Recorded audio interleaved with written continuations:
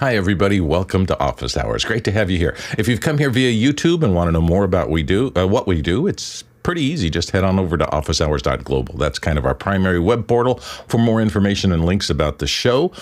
Note on the bottom of this, there is a QR code that will be appearing momentarily, and the QR code is your easy way in. If you simply shoot that with your phone or some other device that's QR code friendly, it will take you to the question system. And even if you don't have something you can shoot it with, there's a little bit of type up at the very top of that shows you askofficehours.global, and you can type that at any web browser and it'll get you here as well. Those questions join the questions that come from our standard Mukana system, which is a little more complicated to find, but the advantage of that system is that it allows you to vote on the questions that come in. This entire show is driven by your questions. So literally, if you want to be the most active in terms of participating, and if you want to help accelerate getting to certain questions in the queue, please become a part of the back-end system and join us every day here on Office Hours as we deal with people's questions. So that's what's happening. Today, in our second hour, we're going to be talking about company culture. We've been doing business kind of related topics on Mondays, and we've got a great panel here to talk about what you should think about, particularly if you're starting out your career or if you've been there for a long time. We'll talk about all the aspects of corporate culture, company culture, big and small companies, things that you can maybe not understand when you're kind of new in the game, but that are really important if you want to continue to build your skill set in terms of working your way up a corporate ladder or something like that. So that's something that we'll be talking about in our second hour. That's really what's going on. But for right now, Jason, what's our first question for the day? First question is directed directly at me. Mr. Bache, do you have any birthday wisdom to share today? And I'll just answer that straight away. No matter who you are, figure out who you are and figure out what you love and pursue it at all costs. And I am going to comment hooray and oh dear. I'm saying hooray because we're happy to celebrate Jason's birthday. I'm going to say oh dear because those of you who've been watching Office Hours for any length of time knows that we have a tradition here. And it is a wonderfully horrible tradition of singing happy birthday to our friends when they are on the show live on their birthday. Now, I don't know of anybody. I don't know most of the singing talent levels of the people in the panel. I know mine on a scale of 1 to 10 is somewhere about a -15. So we are going to sing happy birthday to Jason. Now, my rules for this, Alex tends to want to slow things down, and he's doing it almost like a Gregorian chant. I like to keep the pace up because, frankly, I don't want the misery of people having to listen to me to last any longer than is humanly necessary. So if we are ready, I'm going to count it off and go 3, 2, 1. Happy birthday to you. Happy birthday to you. Happy birthday, dear Jason. Happy birthday to you. And many more. That's about as much as we're going to put you through. Happy birthday, Jason. So great to have you here on your birthday. Thank you. That we've done that and it's part of the history of the show forever, let's move on to our first question. Sorry, Jason. Very good. Douglas Carmichael writes in, with the Sphere posting a $98.4 million loss, do you think a cost-cutting CEO and board would close it quickly, or do they know we're too far into it? Let's start with CJ here. Yeah, we talked about this a little bit on the show yesterday. Just doing some quick back-of-the-napkin math, we figured, yes, they've shown a little bit of a loss, but the long-term potential once they have more acts being booked into the Sphere and once they renegotiate contracts with artists that aren't taking 75% of the ticket, maybe that's going to help them with their with their dollars. The other thing that was an interesting point is when you think about the Sphere and the fact that it is dominated by that screen, there's not a lot of load in, load out that's going to go on there. There's not like they're building a stage. So unlike some other venues where you could stack or where you're going to have a single artist in residency, you could actually stack multiple residencies on different days of the week. And then maybe even instead of it being the same artist every night, you could have an artist that shows up once or twice a month. And the ability to be that flexible, I think, puts them in the other direction. Courtney, what do you think? Yeah, I'm not sure where you got your numbers. I found a a listing that says that the Sphere Corporation, which includes a lot of things, but the Sphere being one of them, and a lot of the offset because of the construction happening during COVID, and there was a lot of slowdowns that increased the cost of that building to balloon over $1 billion. But it says here the Sphere Corporation is expected to generate $1.1 billion in revenue for the next fiscal year, with Sphere Online and operating profit of $57 million. So profit $57 million, according to estimates from Standards and Poor's Global Market Intelligence. So I think they're looking ahead to some profits coming in. The Sphere itself may be in a losing territory until they pay off a lot of those extra costs of the construction. But the company is not about to fold. John Snyder, what do you think?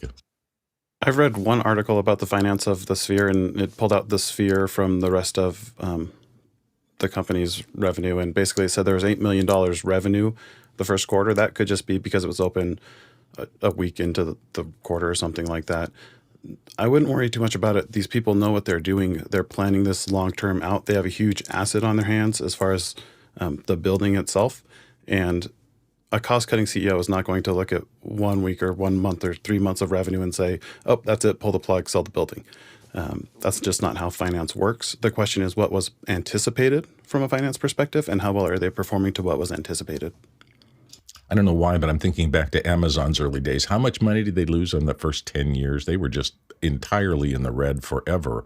But people believed in that concept, and look at them now. They're making money hand over fist. So sometimes people who are very sophisticated at business understand you're going to have years of losses before you turn it around. But if it's a facility that's going to last for a long, long time, then over the fullness of time, maybe that all changes. Let's get to our next question. Andy Kokendorfer in Viera, Florida writes in, nice Black Friday production gear sale list, and he has a link from News Shooter. Ooh, did anybody have a chance to pull this up and see what's going on there? It's interesting to me. I've really gone two different directions in my mind about used gear. Sometimes you get really good deals. It has been well taken care of. And sometimes it's like, whoa, no wonder this person sold that off into the used market. There's something fundamentally not right about it. So I always feel like it's a little bit of a risk. If I can get it at a serious deal, I will sometimes consider it. But I also see a lot of people who put their precious stuff up and they want 90% of retail, even though it's a year old, and that's just unreasonable in my mind. CJ, what do you think? Looking at the link, it looks like mostly B&H links. So they've got it's mostly big camera bodies. So if you're in the market for a red Komodo or a Blackmagic 6K G2 or something fancy like that, or I think my favorite here, the O'Connor tripod is savings of $4,900 off of $25,000. So, but yeah, check it out. Looks like there are some good deals, but you could also alternatively just go to B&H because that seems to be where most of the deals are from. Yeah, and and B&H has a solid reputation. They've been in the business forever, so that probably would give me a little more, at least somebody backing it up so you're not buying it off a Craigslist in a shady, I'll meet you on the corner of 5th and Ash and bring cash kind of deal. Hopefully, if you're looking for something, hopefully it'll be there for you and you'll have a great deal. Let's go to the next question. Alan Scott in Fredericton, Canada writes in, we have many local recordings of old Zoom meetings. What are our options to get transcripts of them? That is, well, there are more chances now than there have ever been before because there's so many places like Descript and other, and I could go down a list of 15 different places that are now taking audio files and doing text, voice-to-text translations. All of them are pretty good. I mean, the algorithms for extracting text from speech have gotten better and better. I will say they're all, even if they're 99.9% accurate, that's a word every too many for me. And I like using them. It's a great start, but it never does a completely accurate translation. And so that means that a human being has to look through whatever this is and get it entirely right if that's your goal. Jason, what do you think? Yeah, 99% accurate means it's going to miss 1 or 2 words per printed page, assuming 500 pages or 500 words per page. That's not ideal. I've had good luck with Otter.ai, but I'm sure that there are other options out there. CJ? I'll second what Jason said. I was just going to mention that I've also had some good experiences with Otter AI. And one thing that it does that I don't think is unique to Otter, but that I would recommend looking for in any of the transcript tools that you're using is try and find one to make sure that it has voice to text. Or I'm sorry, not voice to text, but speaker detection. That way it can identify who is speaking and then start to be able to search by speaker. Those tools are really, really nice. I will say that for the best accuracy, hopefully whoever is presenting that you're using the audio from was mic'd correctly, doesn't have a lot of external noise, and you get into circumstances where 2 or 3 people are talking in a meeting, they all kind of get into it. Those situations are very high to AI, very difficult for AI to break out and turn into a readable transcript. So the kind of gig that you're trying to get this transcript out of can matter a lot. Courtney, you had some thoughts? Well, you could just open a YouTube account, upload them to YouTube, and turn on the subtitles feature, and that will give you the transcription file. How can you scrape that text out of that, though? Is there a way? I think Alex knows that there isn't a file that is generated that has the text in it. And then you can submit that file for translation into other languages. So it must be accessible. So I'm sure if you look online for the tools to do that, you could probably find them to strip the transcription, to strip the subtitles file out of a YouTube video. Yeah, I use Simon Says because I'm a Final Cut editor. I think I have friends who use Whipster because they're on Premiere Pro and other things. Most of them now have some kind of text translation built in. I do find that's incredibly useful because you stay inside your software. You can literally export the sound file from your desktop without leaving your NLE. You can then 5 minutes later download their translation. And as was just mentioned by Courtney, there's language translation is easy. They've got probably 50 languages, and you can say, give me the subtitles in English, German, and Swahili for all I know. Hindi, yes. Yeah, they have a surprising number of them.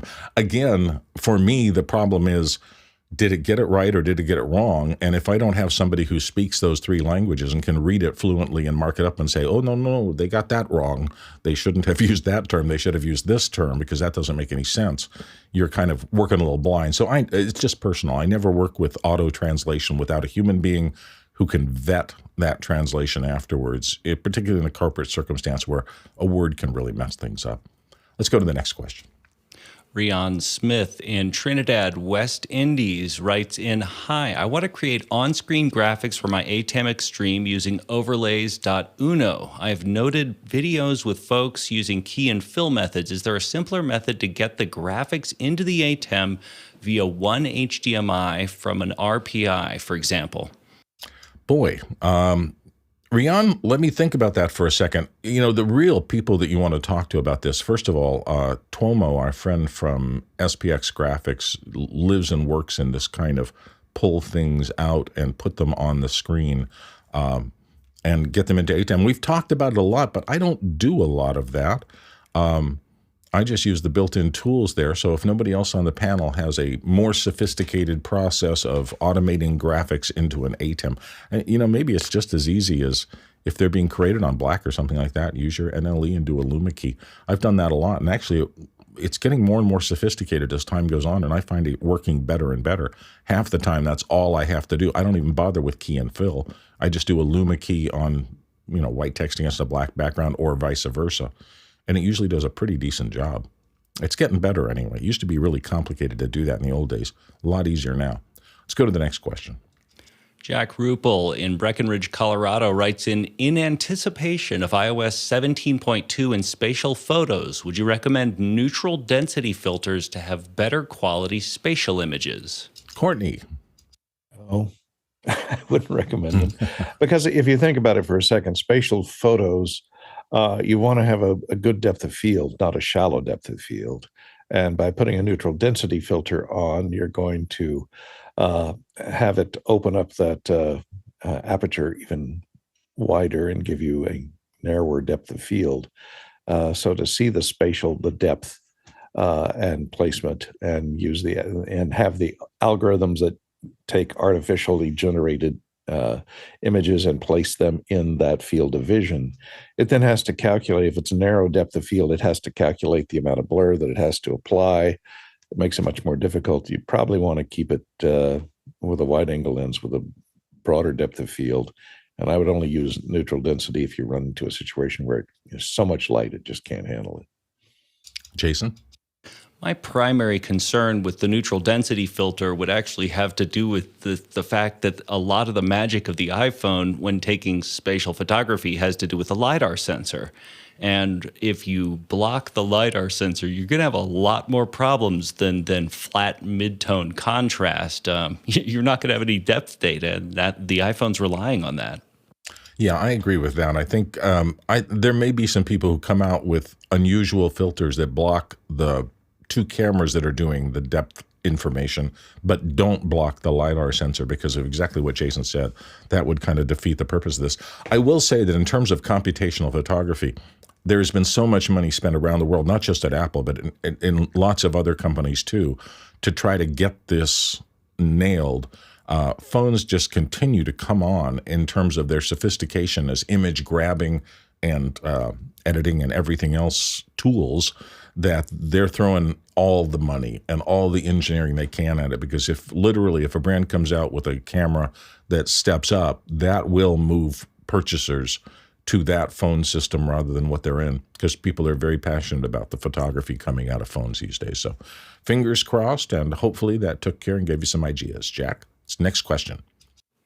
Andy Kokendorfer in Viera, Florida writes in, thoughts on the Jugo Spaces virtual events platform that uses Unreal, and he has the link jugo.io. I have not looked at it. I don't know if anybody else on the panel has gone there either. We're seeing a spate of virtual events platforms coming out. I think it doesn't take a genius to understand that ever since COVID hit, people were more and more interested in doing what we do here every day, which is virtual kind of collaborative events from contributors all over the world. I don't know specifically.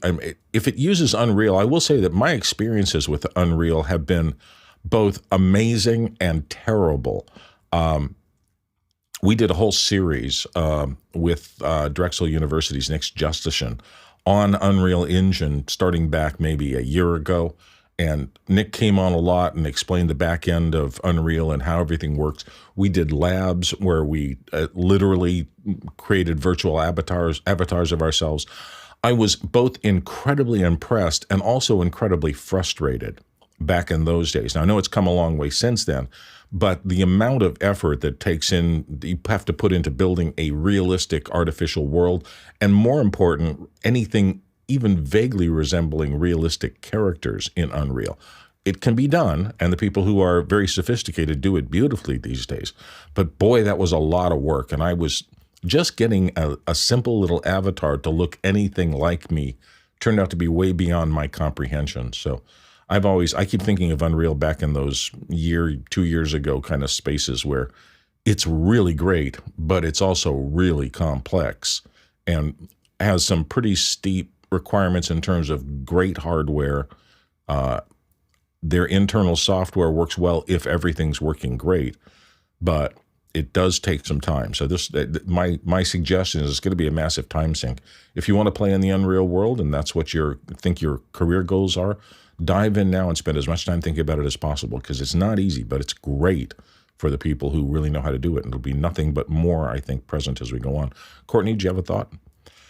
I haven't had really much of a chance to analyze, this stuff. What it looks like is, I don't know whether they have a green screen stage to put you on these virtual sets, which combine basically Zoom clients or some other type of conferencing clients and put them into that virtual type set.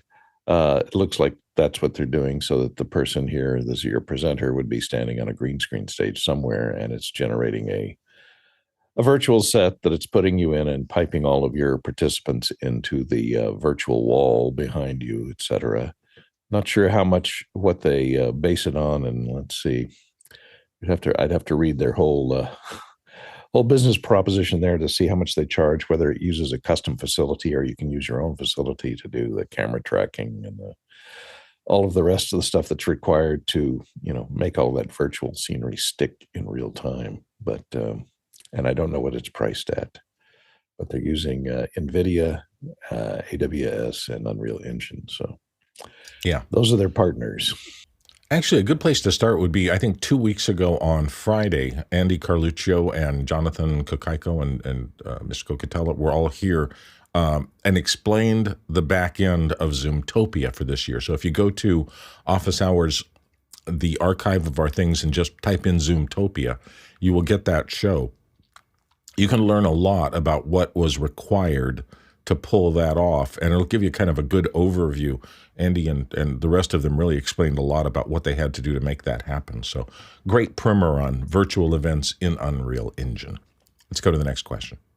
Jeff Cohen in Miami Beach, Florida, used the QR code to ask trauma caused by the Mac Store version of DaVinci Resolve diagnosed perfectly yesterday by CJ, Alex, and Alexander. Now, do's and don'ts to preserve the database project's preferences. Can I temporarily have them both installed? And that comes off the QR code system here. So, CJ, I'd be careful about having them both installed, because if for whatever reason they write or they think they're writing to the same preferences file, you could have some conflicts while they are overlapping. So I think best bet would be uninstall the Mac App Store version first. And then before you open up the new one, I would go into your preferences folder, and they're in your direct. I'm assuming, you're on a Mac. It's a Mac App Store. So your users library preferences, get the com.blackmagicdesign.davinciresolve.plist file. That's going to have all of your settings as they currently exist for that program. If you back that up first, once you install the new one, you can try and put that back in there to see if it's going to bring over some of your settings. For your individual projects, you can select projects within DaVinci Resolve and either export them individually or choose the export command down here to make a backup of the projects.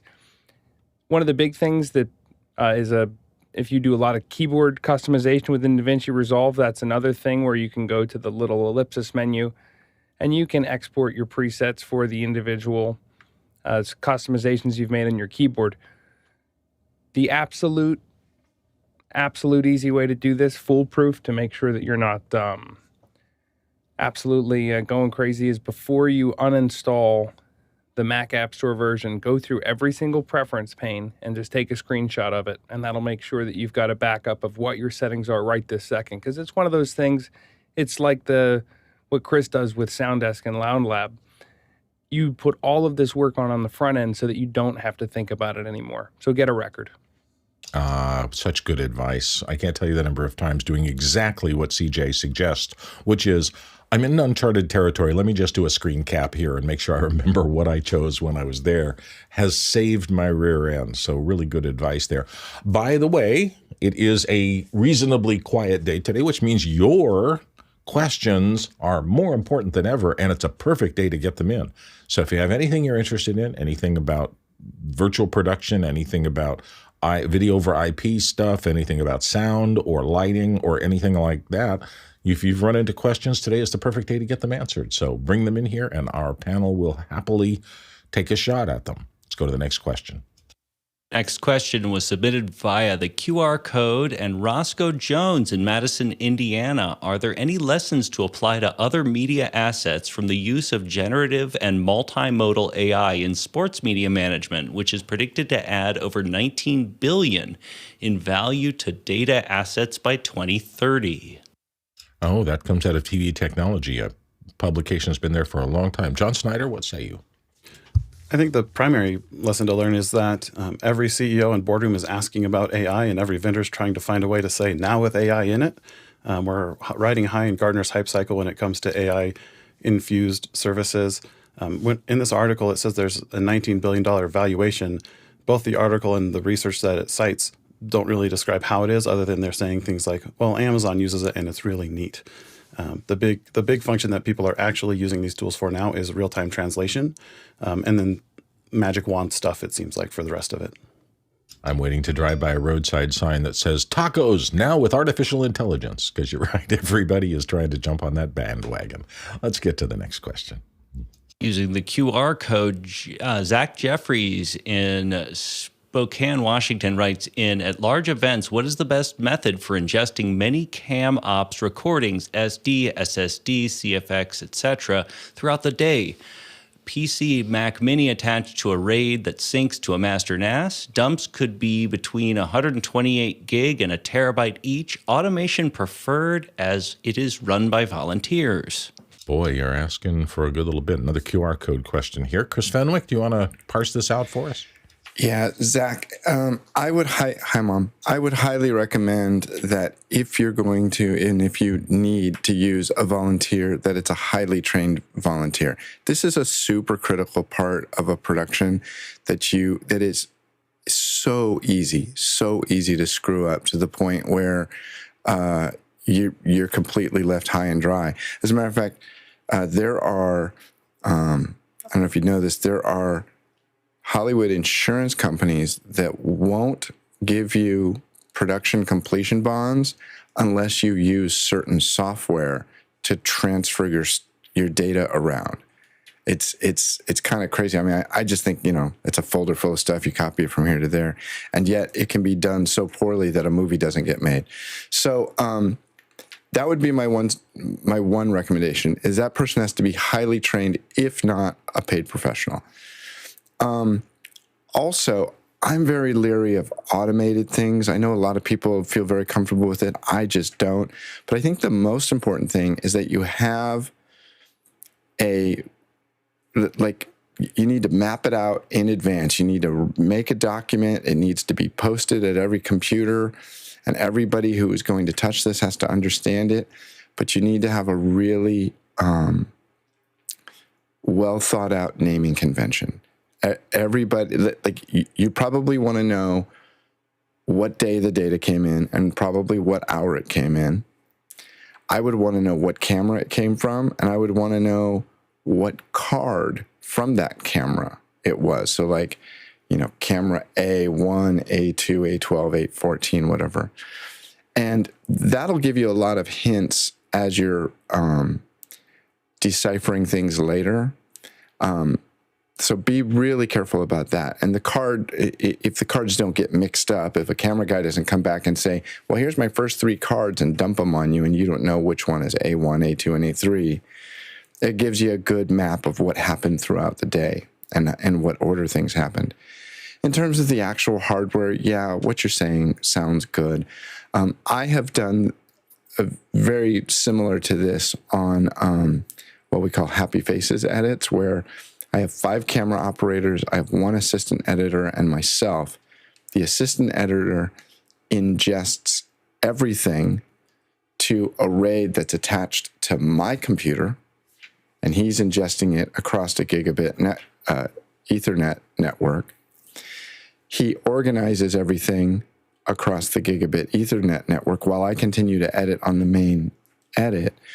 And he'll even go through every event. So for example, there might be 20 different things that are happening on the island. That we do these things in Hawaii. And he'll go through, 30 minutes of footage, cull it down to 3 minutes of the best of that footage.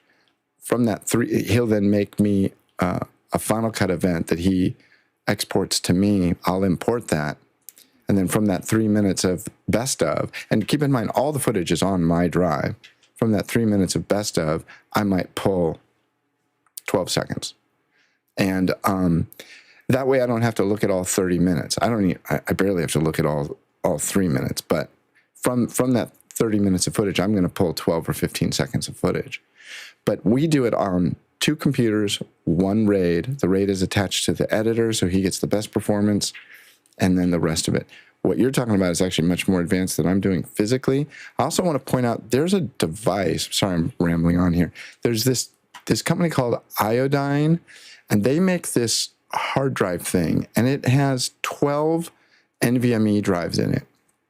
It seems to be a big giant hard drive that you can attach a bunch of computers, but if you read their marketing materials carefully, what it does is it gives 4 different people access to the storage space, but not necessarily to the same data, it would appear. I could be wrong about that. It seems like the ultimate simple network attached storage. I mean, it's a good looking box, but I don't think it's exactly what they talk about. It's also, look at this, 5 gigabits per second. Wicked fast.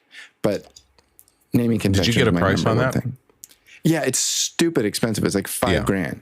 Yeah. It's really that doesn't costly. surprise me. It's doing a lot, trying to do a lot. So yeah, that might be a good solution if you're in that market. Jason, what do you think? Friends of the show, I think the developer's name was Hedge. They make an app called Offshoot.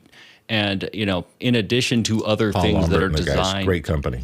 yeah, that are designed to, you know, make camera reports and, you know, scope box and all sorts of stuff that we've talked about in the past.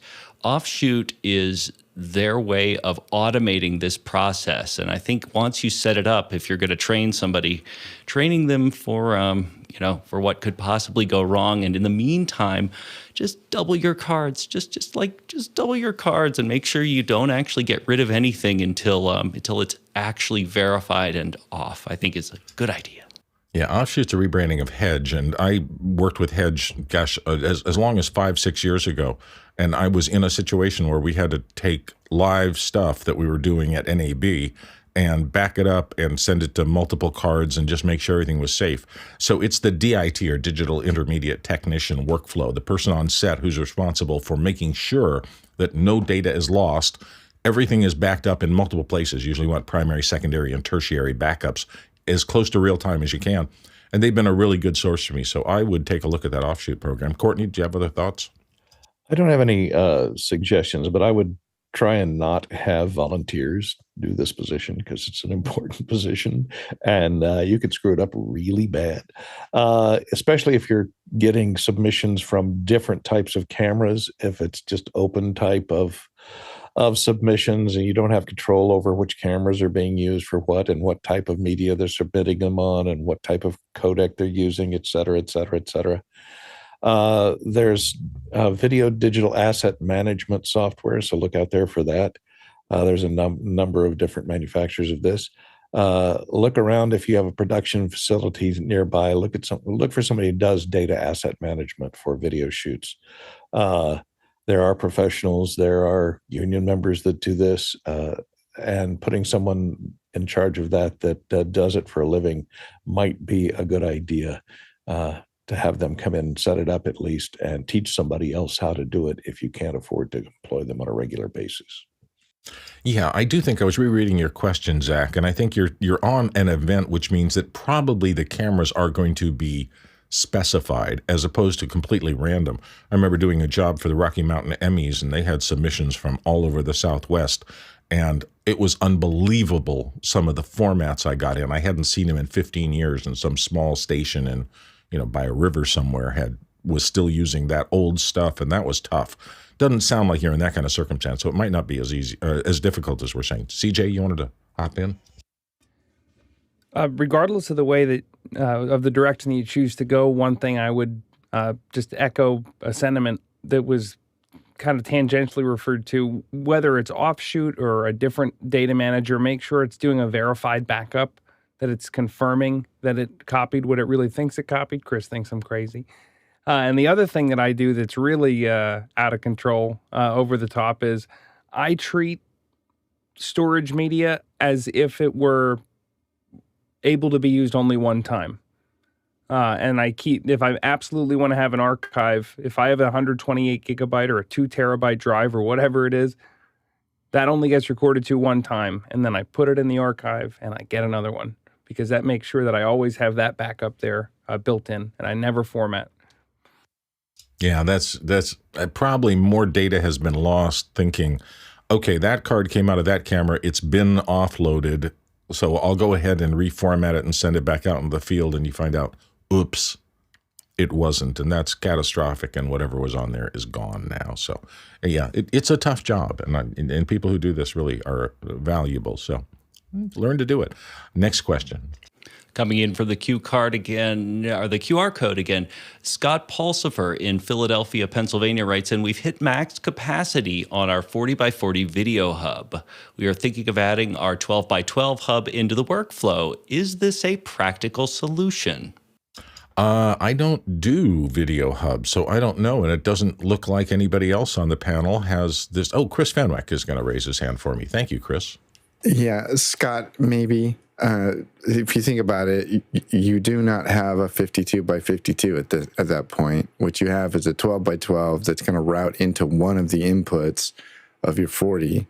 So it could get super complicated.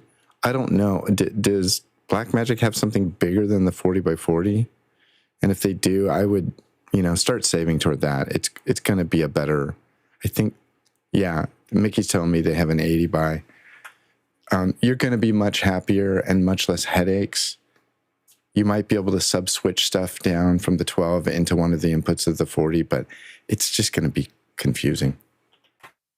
And that was another QR code entry, which means don't forget, you still have time to get some questions in. If you'd like to, follow the QR code or go to officehours.global and follow the Mukana links. Next question.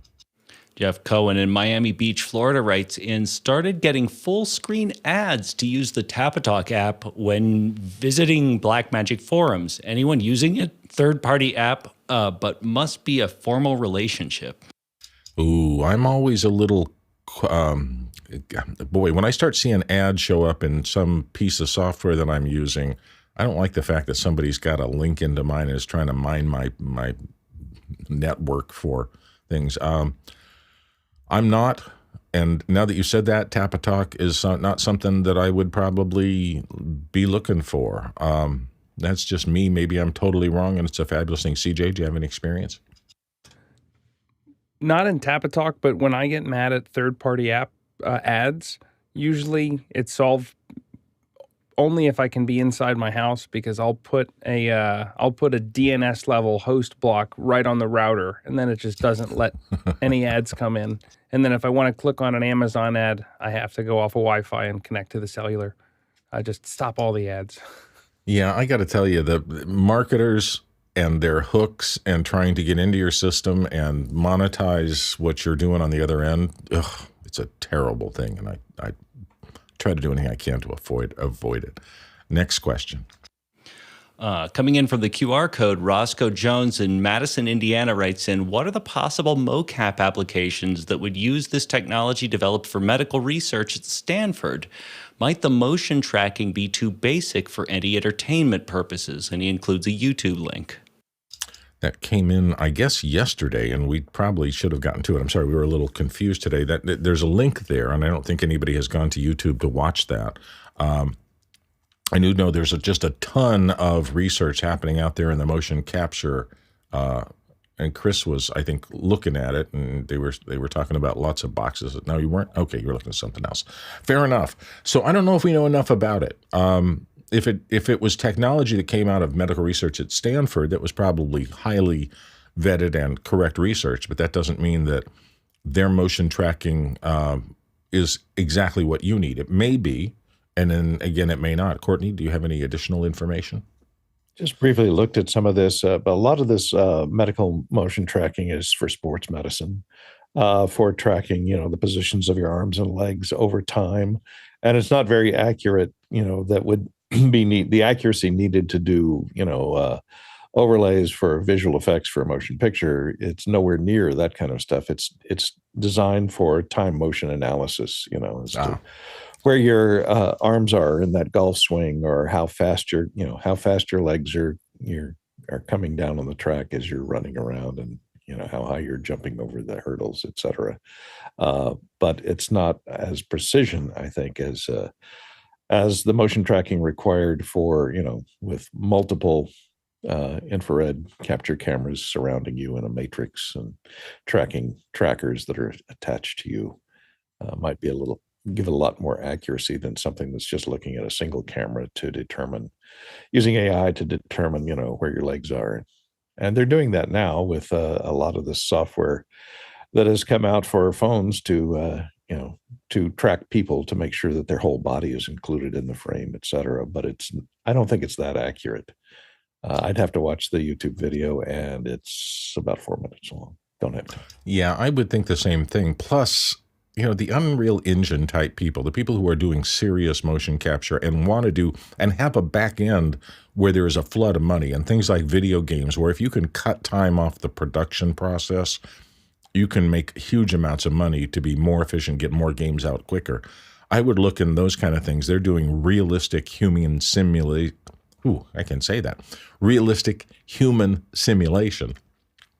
And there's a big back end of profit built behind that. So I would look to them rather than looking for the sports medicine folks. Just how kind of I see it. Let's go to the next question.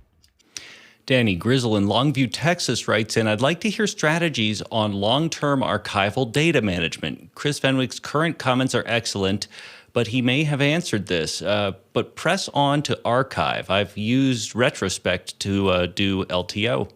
Linear tape, that's always been around. Chris Fenwick, what say you?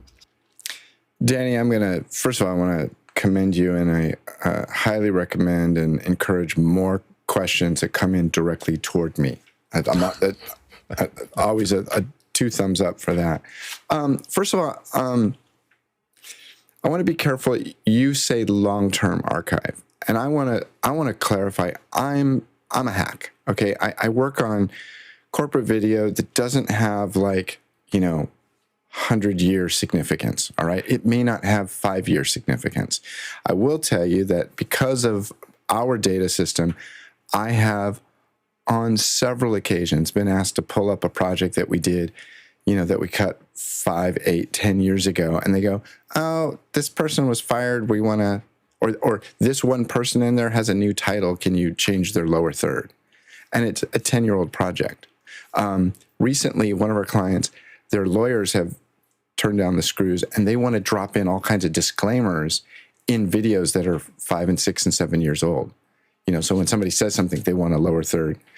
So it's handy, but it's not culturally significant. If you really care about long-term archival for something that's potentially really important, to society and humanity maybe, I would not necessarily recommend doing what I do. So what I do, though, this is what I was showing Bill. This is a very small little subset of some of the hard drives. Look, you can see I'm missing number 232. I'm missing 247. The reason for that is COVID. A lot of our drives are scattered all over the place now. It's confusing.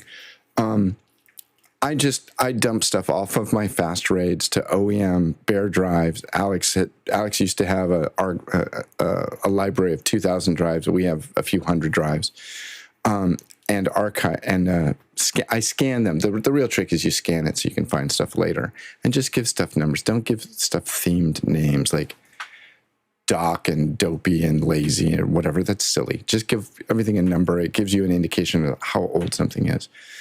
I will say I used to do the Retrospect and LTO. Back in the late 90s, I bought the best LTO drive that you could. I spent a lot of money on it. And the first time I tried to retrieve something off of it, it failed. And I was like, I'm never doing that again. And it was an expensive drive. I didn't cut corners. I bought the very best one, and it just didn't work. So for what I do, I just put stuff on old spinning hard drives. It's also, may I say, it's also the cheapest way to store lots of data. But in terms of really important long-term, I wouldn't recommend doing it this way.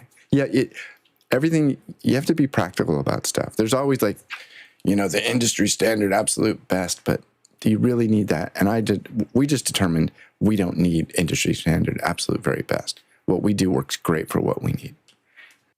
Yeah, I'll never forget, I was doing work for PetSmart back in the day, and when I started shooting, everybody wore red shirts. And then in about year 5, a dictum comes down that they're all going to change to green shirts. And I just realized that day, everything I've shot up to this point is useless. I can't put red shirt people in a green shirt video. So I had to dump just tons. And I Hugh. could have made the mistake of keeping all that green shirt stuff. Well, maybe we'll do a retrospective. 5 years later, they're sold to another conglomerate and things like that. So, coming to terms with not everything you shoot is precious is a hard thing. I had to face that a couple of times in my career. Jason? Danny, I'll give you some more kind of cerebral, conceptual backup stuff. There's this thing called the 3-2-1 backup strategy, and here it is just in a nutshell. 3, the data doesn't exist until it exists in 3 places, the original and 2 backups, 2 of which are on 2 different media, disk and cloud, disk and disk, but 2 physical different boxes. And then one of which is in a different physical location. The way that you do that is going to vary a lot on your workflow and your time frame. But those concepts, although they were invented for library science, turn out to work really, really well for data retention. Courtney? Well, it depends on the type of data that you want to back up and how long you want to back it up for long term. What do you consider long term? A lot of the media conglomerates, as far as backing up major motion pictures and television shows, they're backing it up in a format that is not digital, that can be decoded with eyes and ears. So they've been actually taking digitally created media and lasering it out to YCM color separations on 35 millimeter black and white motion picture film, which has a very long, stable life of over 100 years. And they know that in 100 years, when you're dead and you want something to be discovered by your ancestors to determine, what were they watching on television? What did Laverne and Shirley look like back in the 70s? They'll be able to dig out that film, hold it up to the light and say, oh, that's what it looked like. And we can translate that to whatever magical digital format they have 100 years from now. And you don't have to worry about data migration and migrating it from media to media. The problem with storing encoded digital data that's stored in a compressed format or with a codec that translates an image to numbers is that you have to depend on that codec or that translation software being available, 50 to 100 years in the future.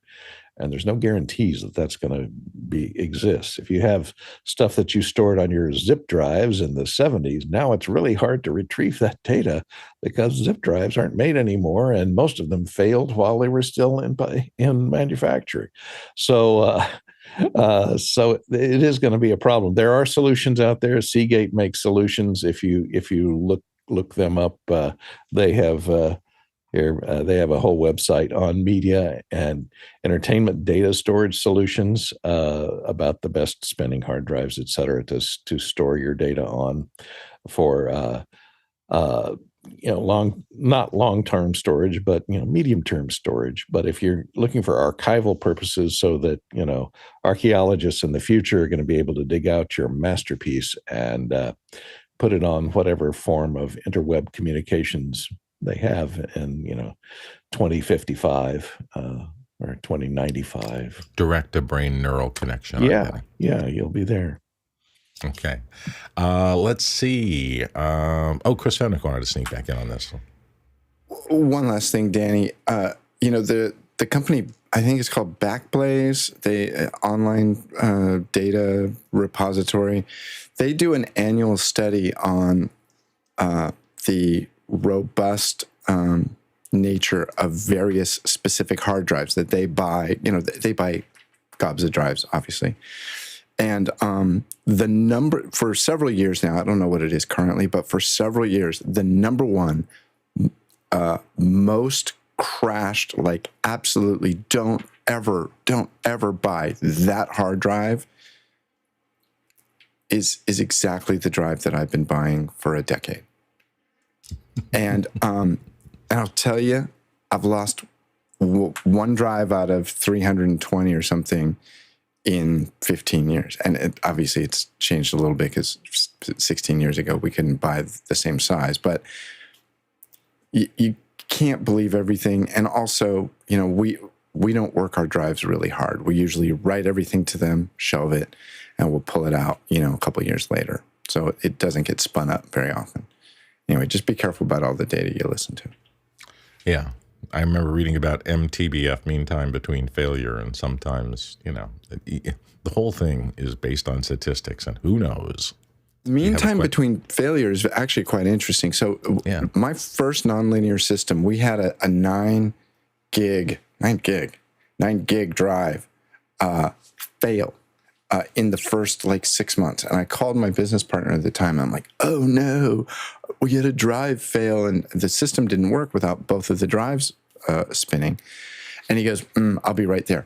And he magically sort of showed up. He was he wasn't in the office every day. He shows up 15 minutes later, and he comes walking in with a cardboard box. I go, what is that? And he goes, I'll take care of it. And he goes into the machine room, and he powers down the machine. He pulls the 9 gig drive out. He puts it in another enclosure, and he fires it right up. And everything was fine. And I said, first of all, how'd you know that would work? And he goes, well, I didn't know it would work, but the mean time between failure on these drives is 360,000 hours, which is 20 years or something absurd like that. He goes, it's probably not the drive. I just assumed it was the enclosure. I said, I called you 15 minutes ago. He goes, I was driving by and I had a spare enclosure in my trunk. It's okay. That's the difference between book learning and in the streets learning. There you go. That's what being based in Silicon Valley is. Yeah, that's true too. Nigel, you had some comments? I used to manufacture and sell, work for a company that manufactured and sold LT drives, and I can tell you that mean time between failure is like playing on a slot machine that says it's going to pay out 95%. It's on a bell curve. Bell curves have extremes at each end, and mean is the middle. So always have a backup strategy. Mean as in angry, not mean as in the average, eh? Well, that was fun. Let's go to the next question. Daniel Patridge in Rochester, Minnesota writes in, how about going over protocols expected of people coming in the office hours Zoom during live, like right now, and when not live, testing Zoom ISO software? Well, Daniel, thank you for asking. There's all sorts of process. We encourage people to come onto the panel, generally speaking. For the whole history of office hours, the only things you really needed was decent audio, decent video, and some expertise that you're willing to share in something that has to do with any of the topics we talk about. You don't have to know everything about everything. You can know a lot of things about a particular niche. Maybe you'll have some wisdom and knowledge on some other topics, but basically it's the desire to share it and having those basics taken care of in terms of a web presence. We did spend a lot of time in the early days, and I think you'll agree that everybody on this show tends to look really good in terms of their video presence on Zoom or other social media sites. We all decided that we were going to try to play up and into that. And it's one of the things that sets this show apart. So we are, one of the reasons we do a mic check every single day, even though we've gone through it hundreds of times, is we realize how important the audio content of the show is. That's where most of the information is carried to people. And in fact, people listen to the show and don't watch it. So we're pretty, specific about having a decent microphone. It can be one of a dozen or even 100 different types. Having a relatively quiet, non-distracting space that you can show up on the show from, and having a decent camera and decent lighting so that you kind of fit into the way the show looks. But those things said, anybody is welcome, everybody is welcome, and in fact, we do new panelist sessions pretty regularly, so check those out. Excuse me, I've been a little ill. I'm sorry, next question. Roscoe Jones in Madison, Indiana writes in, if you were designing coursework for high school students to gain both an understanding of and possible employment in the media production industry, where would you start your research and what resources would you use long term? CJ. I was really, really, really fortunate when I was in high school to have a really great program where we did about 100 live events a year. We covered every football game, every volleyball game, every basketball game. And there was no amount of classroom experience that I could have had that would have given me the experience of we're live at 7. And especially now that you're not just recording so that, you can give it to the film room, you can literally be broadcasting over YouTube. So I would say the first thing is figure out what your budget is to get gear into the hands of these kids and let them get creative. And then number 2, make sure that you don't spend everything on what's going to break. Like the stuff that you're going to put in their hands, expect some of it to end up falling off the tripod because they're learning. And then make them watch. Like we always did postmortems, even when we were a bunch of 14 and 15-year-olds, but we would sit down every Monday night and we would watch the highlights and the lowlights from the prior week's productions. And by having to examine ourselves and hold ourselves accountable, we all had that thought going into the next one. But yeah, just cannot replace real experience. John Snyder. Yeah, I'm going to make a few assumptions based on the question here. First of all, he said coursework, so I'm going to assume that means it's some sort of classroom setting as opposed to like a club or something like that. He also said getting an understanding of possible employment in the industry. So it sounds to me like we're talking about a class. And I would always start a class design with who's my audience first, because a freshman in high school is a totally different person than a senior in high school. And based on that, you're going to identify what your course objectives are. What do you want your learners to get as a result of attending your class? What will they be able to do once they're done? Then I ask myself, what are my constraints? Is this a one-semester class or is it a full-year class? Or maybe it's a 4-year path that I want people to be able to walk through. Hugely different content based on what I'm doing. My immediate thoughts are you want to probably share the broad scope of different futures you can have in media production. Most kids going into those classes are probably thinking, I can be a YouTube influencer, or I can be the person behind the switchboard that I see on ESPN between the commercials. So expose them to all the different scenarios they could be: corporate, nonprofit, local broadcasts, and the key stages of the production industry. Like there's someone behind a camera, there's someone like we were talking earlier whose job is just to move the data around, and help students see there's a huge variety of options, including bringing some of those people in to be guest speakers at the class or to bring in guest videos with the class. That'll help jumpstart the network for your students and let you use different examples for each different vertical.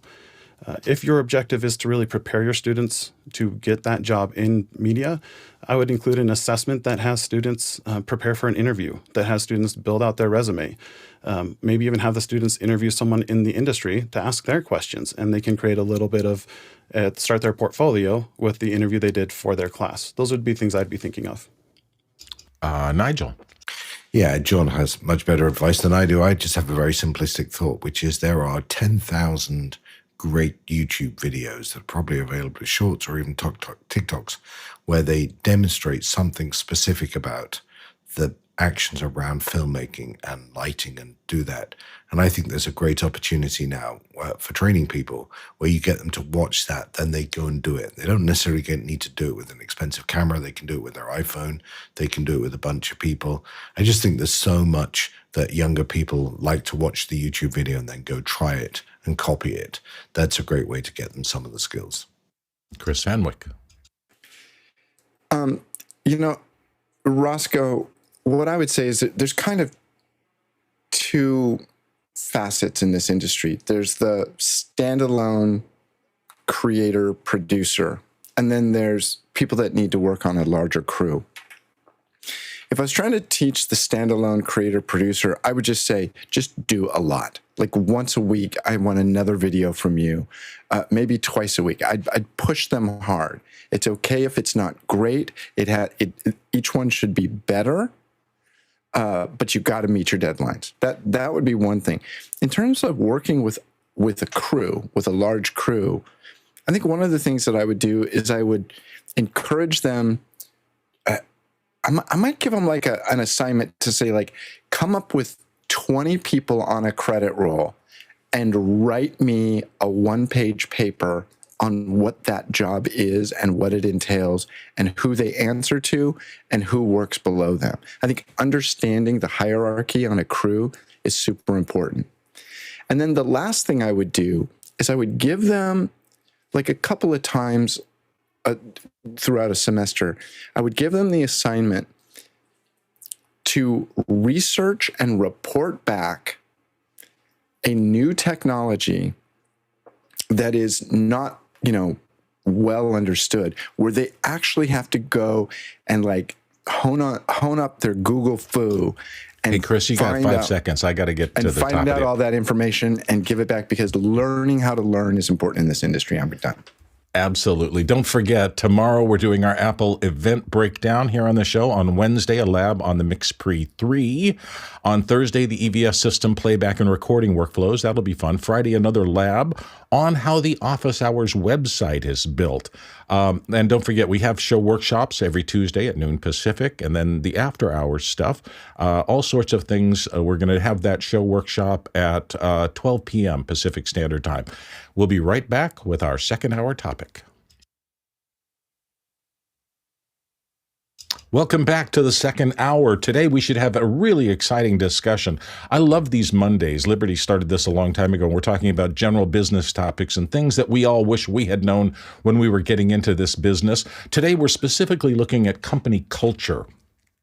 And the little blurb on it was strategy without a plan for culture is a recipe for failure. And I got to tell you, through my corporate history working with I started with small, then medium, got up to pretty large corporations, and corporate culture is a real thing. And the more you understand about it, the better off you are.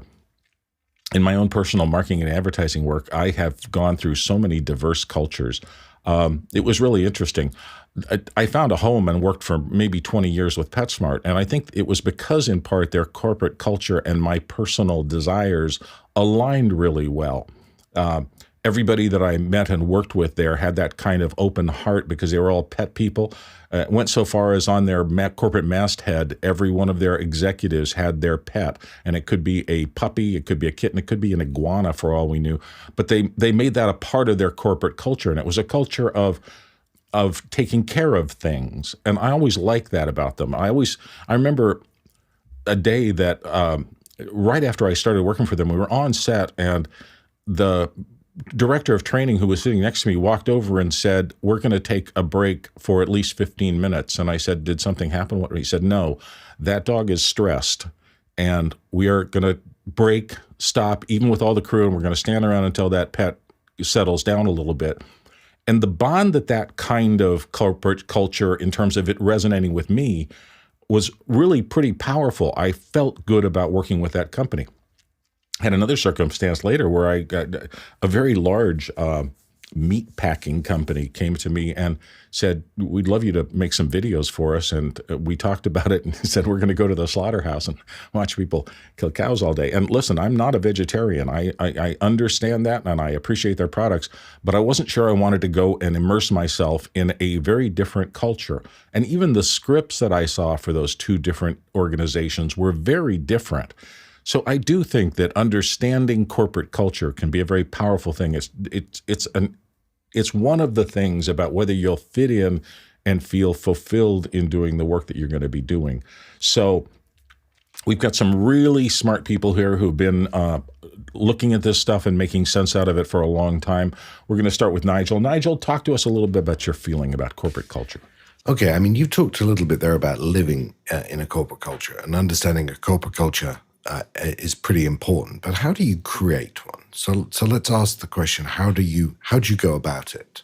And I would tell you that there are two things in my world that, if they're not real, you can't make them work for you. One of is the value proposition. You can't invent a value proposition for yourself that isn't real. It's completely useless.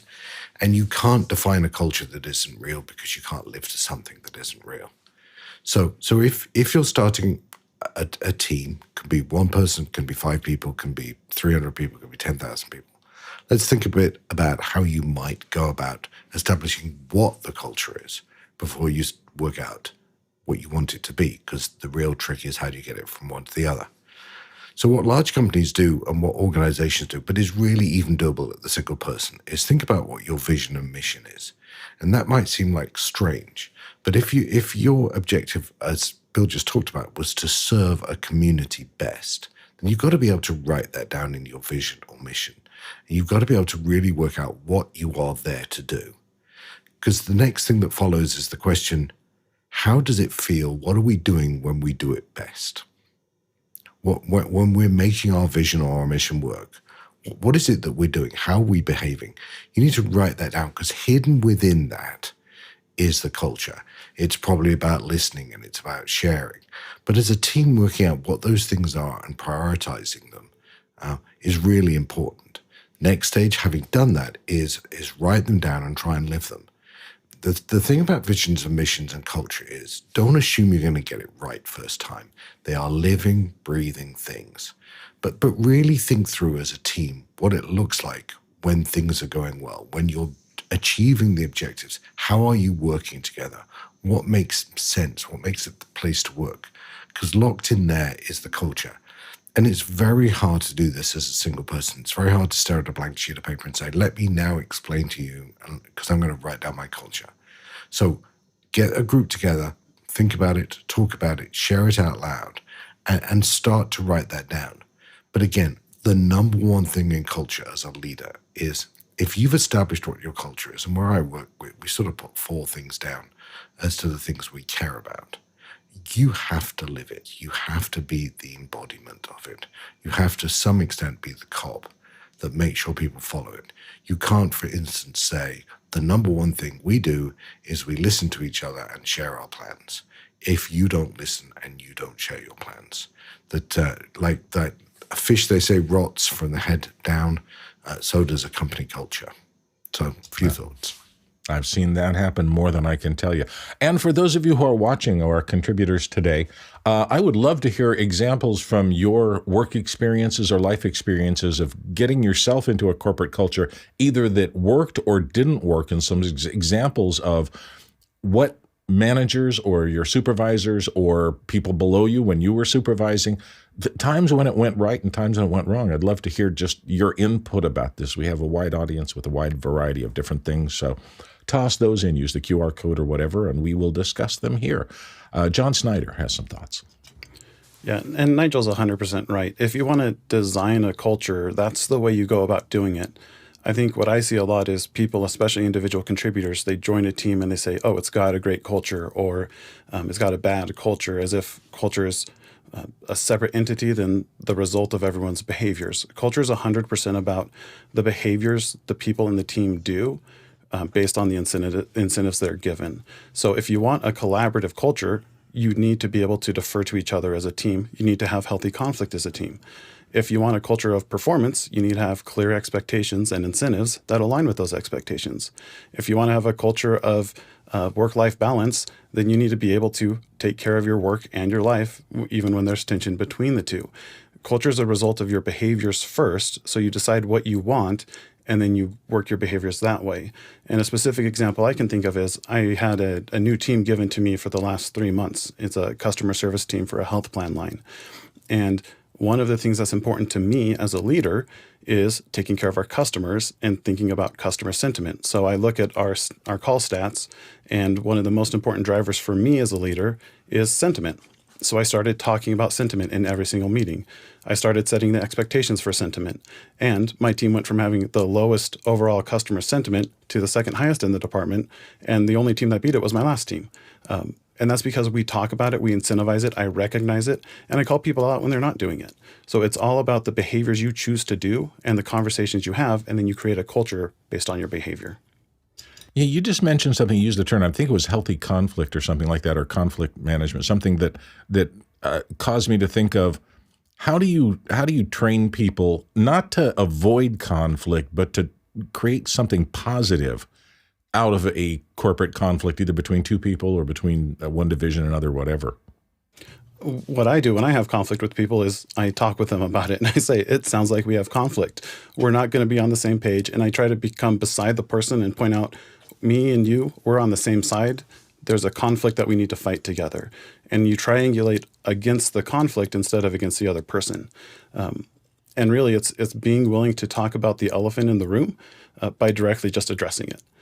And again, I think this it's happens all the important. time in our department. Yeah, the thing that struck me was that conflict can be healthy. It can expose flaws in systems or whatever.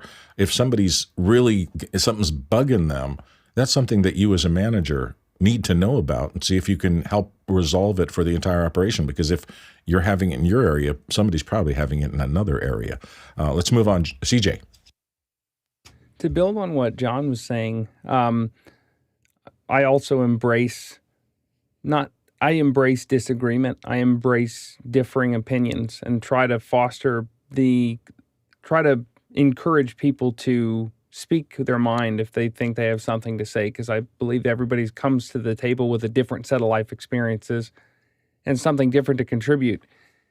And it's not, even though we get passionate about what we do, it's not personal. It's the brutal facts of what is the situation of the business at this current time. And then the number one thing that I do when there is conflict that needs to be resolved is to help party A and party B see the situation through the lens of the other person. The one advantage that you have as a manager or as someone who goes between different departments is that you have perspective from the different parties who are in some sort of disagreement or some sort of conflict. But to zoom out to the broader topic about creating culture, I think a big part of it is, as a business leader, is who are you hiring and who are you bringing onto your team? Because an individual could be very talented at the job function that we're asking them to do, but be incredibly toxic to the people around them. And those intangibles, those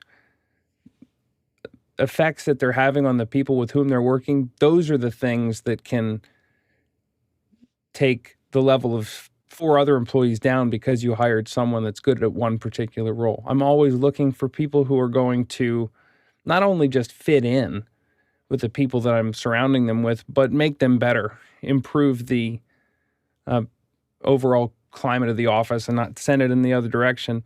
The other thing to be careful about is be careful about what you measure.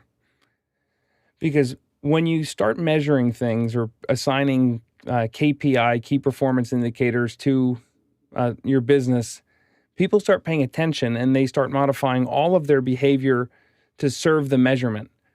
And if you are incentivizing or measuring the wrong things, then you might end up having unintended consequences. So I always try to find the things that you can't measure. Like, for instance, somebody that's worried about profit margin say, well, you can't lose money on that one line item on the order because that's going to show a negative margin. But if they don't see the thing that you can't measure, which is what if we lose this customer and they go somewhere else because we decided to put our foot in the sand for something that's really inconsequential, then they're losing sight of the big picture. So really just be careful about the things that you incentivize, because incentive drives behavior. Absolutely. Nigel, you haven't come back? Yeah, I wanted to come back on the conflict thing, because conflict can be a terrible thing if you let it fester. And by the way, you got to learn to have difficult conversations as a leader, and conflict is typically the best one you want to work with. And as said, you're not going to sort this out until you've aired it, but I will give you 2 things that might help you with that. First of all, and someone sort of said this, is you got to assume it's the right thing to never take it personally or make it personal. So when you get into the situation, you've got to set the ground rules. We're going to have a difficult conversation. It's important that we neither make it personal or take it personal, because that's going to derail us. We're going to get, flooded with hormones, and our amygdalas are going to be hijacked and will not be useful for 20 minutes. The second thing is, I think people forget you've got to start with an idea that most people have best intentions and they're trying to do the right thing. And what's misunderstood is that you're just not communicating with each other.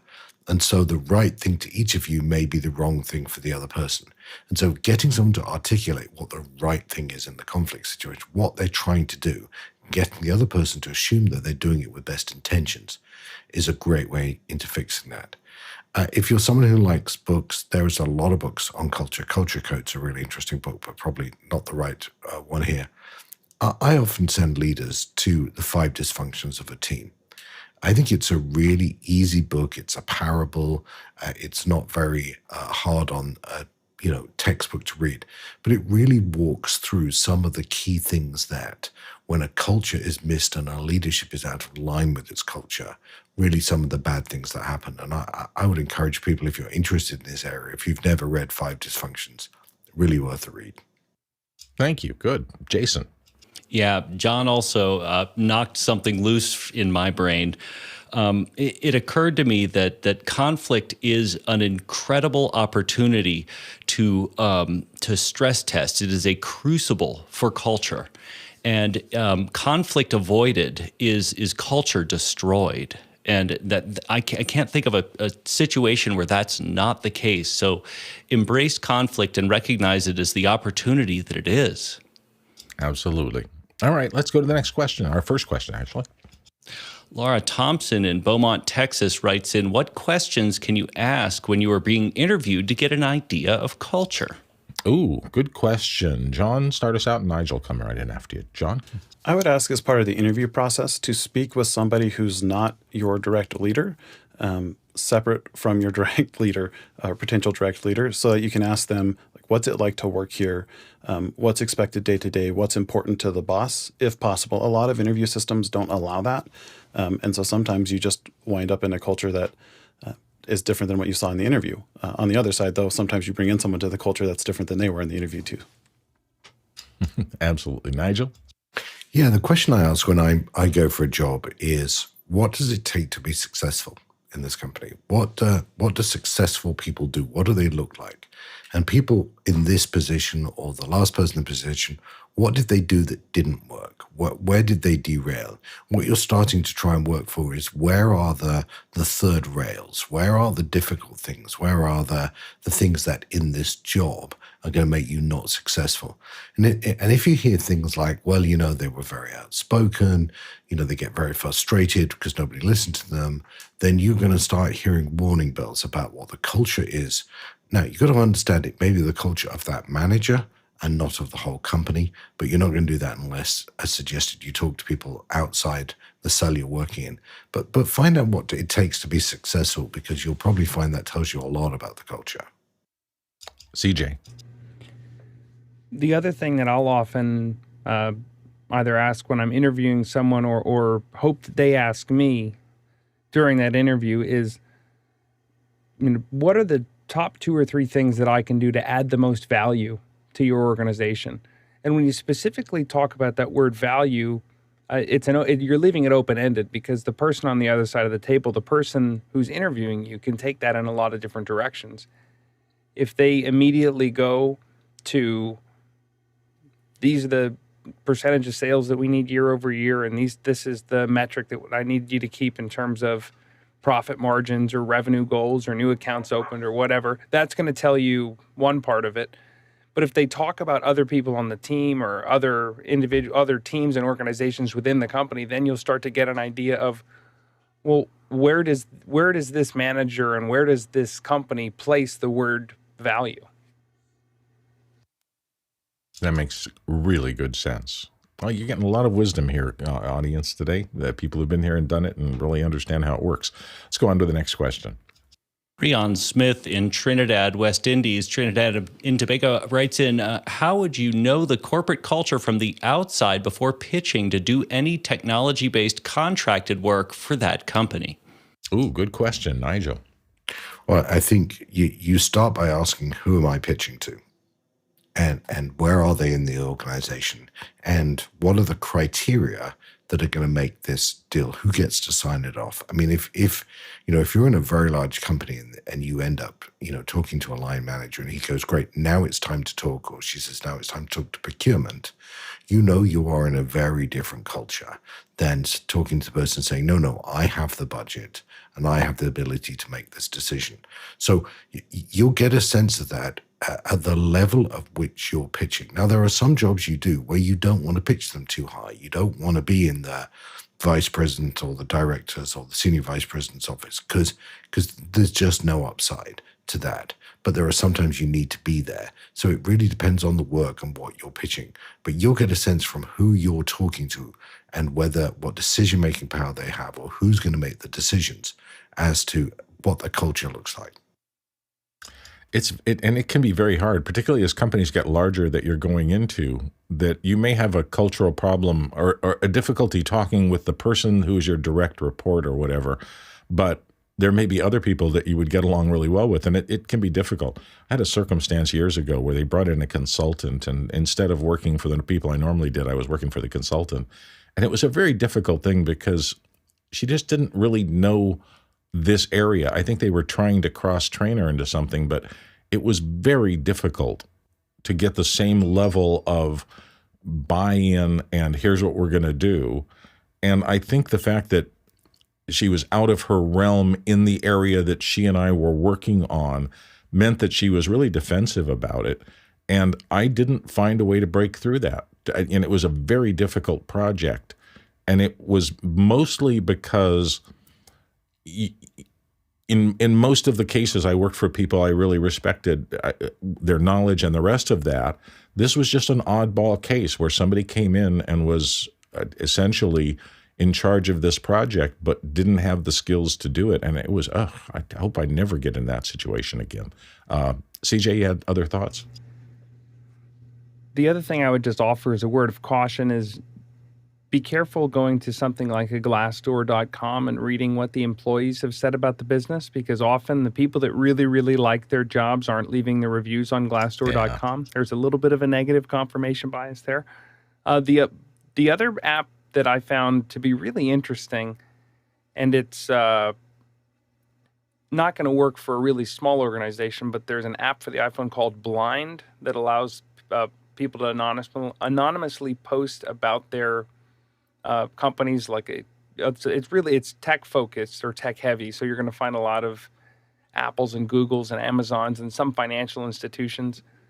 But there are some really candid conversations on there, and they make you register with an email address for that business. So somehow or another, they're verifying your employment before they're letting you post about it. But again, just trying to find either a source where employees or other vendors have said something about the business, or even better, if you know other vendors that have sold to that business and you have a personal relationship with them. If your industry is fairly small, sometimes it's a pretty shallow pool in terms of the people that you can talk to. Having those relationships and just asking around. But again, when it's an online source, and especially when it's anonymous, beware of that negative bias. Absolutely. I've run into that more than I can tell you. Courtney? Yeah, I really shouldn't even be here because I have no advice on corporate structure, because I've always worked outside the corporate structure being an entrepreneur, and I'm the antithesis of corporate structure. But I have had to occasionally work within or with people involved in that corporate structure. And so one tip I would have for you is find the person that you have a meeting with and find out where they are in the company org chart. You know, the company org charts are these things that look like this, that show who's where and who's under who and what division is under what division. And so know where your job is going to lie in that org chart and who you're going to be serving under and who's above who, so that you're careful and you don't step on toes that you shouldn't step on, and to work within that corporation without crossing the line into, competing descendants of the org chart. You don't want to cross divisions, et cetera, et cetera. So I have very little experience in working, although I have been a president of corporations and chief executive officer of corporations. I don't work well in that situation, so I'll sit out most of this. But that's my advice: is find an org chart for the company and find out where you're coming in and who you're coming in under and how powerful they are and who's above them, et cetera, because it helps to find your way through the mass of intermediate managers in corporations. Yeah, I remember that. I won't tell that story. CJ has a thought. CJ? One more thing that I employed before I would make a formal presentation to a business when I was in the sales role. I think I borrowed it from a Zig Ziglar audio cassette that I used to listen to, and it was about when you go into an organization, identify utilize he called it the POGO principle, and it was identify who's the person you're speaking with, what's the organization structure around them, and then together, what are the goals that they're trying to achieve and the obstacles that are in their way of achieving those things. When you identify the person, the organization, the goals, and the obstacles, you can then get a really good idea not only of okay, how is this organization structured? How is it working? But also, how can I best present what I have to offer through the lens of their perspective? Absolutely. The other thing I would focus on too is trust. If you, I can't tell you the number of times I advanced working with higher ups in the organization because somebody had come to trust that I would be okay for their boss to interact with or their boss's boss to interact with. Now, specifically in production and things like that, you're often in front of or working around senior executives. If you're creating videos for a corporation, you'll often have spokespeople who are higher up the corporate ladder. But if you can interact with them in a way that they will start saying, okay, this guy's not going to embarrass me. He's going to show up on time. He's going to show up well presented. He's going to do his job right. And I'm not going to have to worry about him, which is, to me, the number one highest compliment you can get in any corporate structure. If I call Bill, I don't have to worry about him. That probably accelerated me up corporate cultures more than anything else. And that's just using your judgment and making sure that you don't make the little mistakes like, talking down people while you're on a set or things like that. All the things that Alex often really pushes on here, your corporate social skills can be very important if you want to ascend the corporate ladder. Let's go to the next question. Craig McFarlane in Boston, Massachusetts writes in, are there good metrics to measure how you're doing against the intent? Nigel, help us out here. So I think you have to go back to the idea that I think John covered, which is what are the metrics you're using to drive the business? So if you have a vision and mission, if you know what you're trying to achieve, there'll be metrics of whether you're achieving that. And remember, whatever you inspect, they will respect, which is the point John was making. And I think very hard to get good company culture metrics. The best ones are around, would you recommend this place as somewhere you want to work? What we typically do is every year we do an annual employee survey where we tend to ask them those sorts of questions. And if the size of the survey is big enough, then you're going to deal with some of the vagaries of people having a bad week, bad month, bad quarter or something, or an unhappiness. If the organization is small, obviously, if it's 10 people, then doing a survey is going to be the margin of error is going to be bigger than the sample size. So be careful of that. But go back to the metrics you have of what success looks like, and then line those up with how people are feeling about working there and whether they would recommend somebody else to come and work there. John Snyder. Yeah, and what I did with my teams is I took my supervisors through an activity, like Nigel's saying, where we said, okay, what is the vision and mission of your team? When you're doing well, what does that look like for your team? What does your team exist for? Why are we paying you? And so like maybe the training team says, my job is to empower our agents to be able to handle calls in a timely manner. It's like, okay, so what does empower look like? What does timely look like? Who are the agents? And then you can put a measure to what each of those statements of your vision statement. Some are better or more specific than others, and all of them are not enough. You want different measures that pull against each other, so you're not, like CJ was saying, incentivized just against certain measures. The Goodhart's Law says any measure that becomes a target, like that's the thing you're going for, is the target instead of the measure, ceases to be a good measure because people are incentivized to just target that one thing. And so you want to think of measures as signposts that give you an idea of how you're doing and which direction you're going, and try not to, as much as you can, especially if they're qualitative versus quantitative measures, focus so much on the measure that it inhibits other parts of your business. And so, yes, there are good metrics for most things. They can be really hard to obtain. And sometimes it's simpler, faster, whatever, to just send out a quick survey or just get a gut feeling with the team just by asking, how do we feel like we're doing on this? And that's okay too. CJ.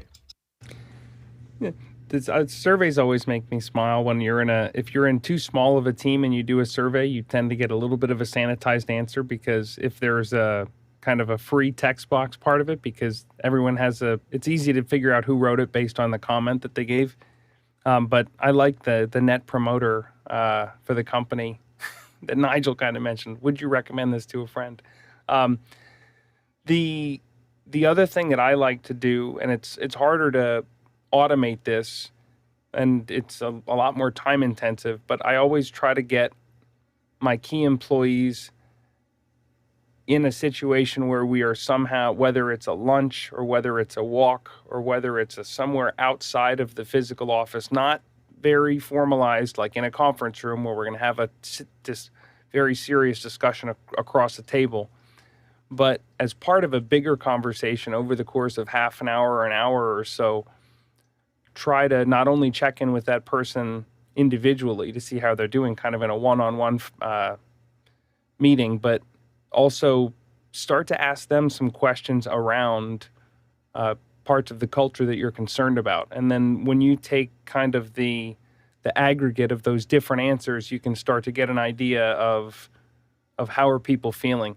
The other thing is try to, if you can, listen. Just take it. I remember at one point I had an office that was a little bit removed from the team that I was managing, and it drove me crazy because I couldn't overhear tone of voice, and I couldn't see body language and how people were interacting and treating one another. I actually jockeyed for a while and convinced someone to switch offices with me, and came in on a Saturday and moved everything by myself so that it wouldn't be a disruption to anyone, just because I wanted to be closer to the team to be able to pick up on all of those nonverbal signals and all of that kind of lower level communication. It's not like there's a specific incident, but just I need to take the temperature of how is everyone interacting. Makes sense. Thank you. John Snyder, you wanted to follow up? Yeah, and I think the key to Craig's question is the word intent. Craig, what are you intending on doing? And if you have a question about that, maybe we can give you some specific measures that can help you measure whatever your intent is, because it depends on what you want. There you go. Next question. Roscoe Jones in Madison, Indiana writes in, People Matters has an article that defines corporate culture in 4 words: creativity, collaboration, curation, and continuity. How do you respond to these buzzword definitions? Do they help convey core values? And then he has the link. Nigel, how do you feel about it? No, they make me shudder. They make me itch. You got to be really careful doing culture stuff to a team using words and ideas that don't make sense to the team. Yeah, they may feel beautiful to you. They may look artistic and meaningful. But if people can't understand what you mean, and particularly the curation is a very complicated, it may be a behavior that you need to do, but it won't translate. And so I think one of the problems is people over-polish things like visions and missions and culture to get them perfect without letting them live and breathe a bit. So don't worry if the sentence is a bit long, if it feels a bit disjointed. Use it, say it out loud, discuss it, let it breathe for a while, and it'll work its way through. But make sure it's things that make sense to people. So where I work, one of our culture things is we demonstrate passion for what we do, for how we do it, because partly what we're doing is selling stuff to homeowners. And if we're not passionate about it, if we're not excited about it, they won't be excited about it. And so finding phrases and ideas that make sense to the people who are in the middle of your culture is more important than getting snappy one-liners off. But Nigel, passion doesn't start with a C. CJ? Yeah, definitely trying really hard to make everything start with a C here. There's room for some other better words, I think. How about integrity, respect? But if you're going to tie yourself, I mean, really, I think it's just someone really liked this for the premise of an article. And whenever you get into even publications like Harvard Business Review, sometimes like the cover comes and you see the story on like embracing the power of generative AI, or like what are you doing? It's like it quickly devolves into this is the tabloid that's at the grocery store checkout line, where you're like, okay, you're trying to get me to buy this magazine. There's occasionally there's something that's really valuable there, but so much of the time it's just like, okay, you wanted me to click on that. Once you really sit down and think about what are the core values of your business, not the outward-looking mission statement necessarily, but what are really the things that you are unwilling to compromise on? That's what's driving the culture. It's not about I know I'm obsessing over these 4 C's, but it's what are the things that you hold the most dear, and that's and when you focus on those things every single day, that's what. And it's never a big. I guess what I meant to say was it's never a big meeting or a big push or a big summit where everybody sees a speaker that changes a culture. It's the little things that you're doing every single day that end up making the bigger impact and making the foundation. Another Zig Ziglar quote that I love is that people say that motivation is only temporary, so it's not worth it. And he says, well, if motivation is temporary, I would say so is bathing, so we recommend it daily. I'm wondering why this person left out consistency, competence, compassion. There were so many other things that could have easily been shoehorned in there, and it would have been, we need 7 things or 12 things. Just pull out the dictionary. Anyway, next question. Kenny Grizzle in Longview, Texas writes in, frankly, corporate culture determines who I want as employers and clients, even more than money. I feel and speak very highly of most companies I've ever worked with. Or ever worked for. Others I never mention. Has anyone ever cut ties due to culture? Nigel. Yeah, I've left companies because the CEO or the senior leadership team has changed. And the culture that I was attracted to and part of what I thought I could be effective changed. And so I left. And it's a very hard thing to do, by the way, but it's very important. Well, you can learn a lot of good stuff from a bad manager, mostly what not to do. It's really hard after a period of time to stay in that environment. So I definitely left a job. There was a senior leadership change that he wanted to change the way the company worked, and I left. Yeah, my initial example here at the start of the show was I pleasantly and quietly said, sorry, I can't do it for the slaughterhouse job. I just didn't want to go out and go to St. Louis and other places and stand on the floor of a line where they're cutting up meat. Just didn't want to do that. So at that point, I thought I will not be happy. If it was critical for keeping my family fed, I probably would have had a different thing, but I was fortunate enough in that I had the option to say politely, no, thank you. I'll go find someplace else to peddle my wares. Jason? One of the most robust findings in psychology is that bad is stronger than good, meaning people will bend over backwards to avoid something bad, even if the reward that they're after is not necessarily worth what they're compromising. Take that to heart, because it's just the opposite when you're involved with a toxic situation. It becomes a game of inches, and if you're not compatible with the culture, whatever's right outside that door may very well be your salvation. Let's go to the next question. Well said. Rob Collins in Kansas City, Missouri writes in, can you work on company culture when many are working from home now? Oh, that's an interesting question. CJ, what have you run into for remote workers?